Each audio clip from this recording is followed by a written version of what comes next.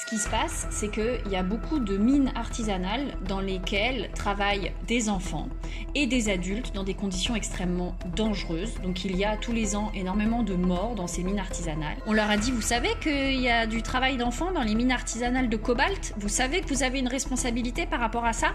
Et la plupart nous ont dit, nous on respecte la loi.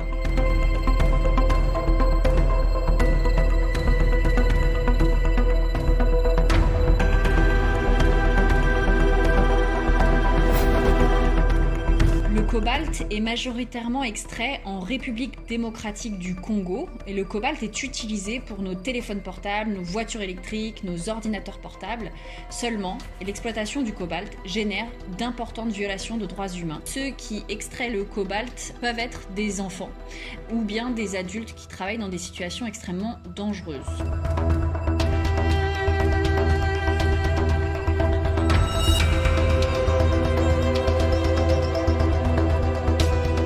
Ce minerai est intégré dans les composants de batterie et se retrouve dans les produits portatifs, donc les téléphones portables, les ordinateurs portables ou les véhicules électriques. Il y a 50% des réserves mondiales qui proviennent de République démocratique du Congo. Dans les grandes marques sur lesquelles Amnesty a enquêté, on a trouvé Microsoft, Hewlett-Packard, Renault, Samsung et une vingtaine de multinationales qui achetaient du cobalt à Huayou Cobalt, qui est un fournisseur chinois de composants de batterie.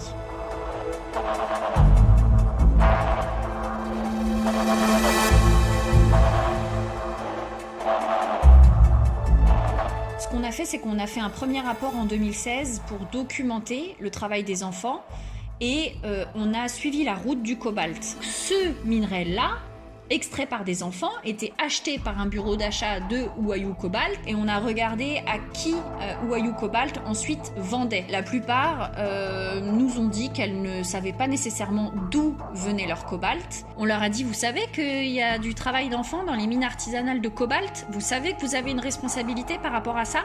Et la plupart nous ont dit, nous on respecte la loi. Il y a un règlement européen sur certains minerais dits du sang, mais il n'y a pas de législation sur le cobalt. Parfois ça les arrange de ne pas respecter les recommandations, puisque aujourd'hui il n'y a que des recommandations d'un organisme qui s'appelle l'OCDE. Après, il y a un vrai problème pratique pour les entreprises. Faire la traçabilité de ce minerai, c'est compliqué, sauf que des chercheurs d'Amnesty l'ont fait. Donc si une petite équipe d'Amnesty peut le faire, on estime que des grandes multinationales qui sont équipées qui ont les moyens pour, elles seraient capables de le faire. Si jamais il y avait une législation, elles s'organiseraient pour le faire. Et c'est parce qu'il n'existe pas de législation qu'elles pensent que ce n'est pas nécessaire.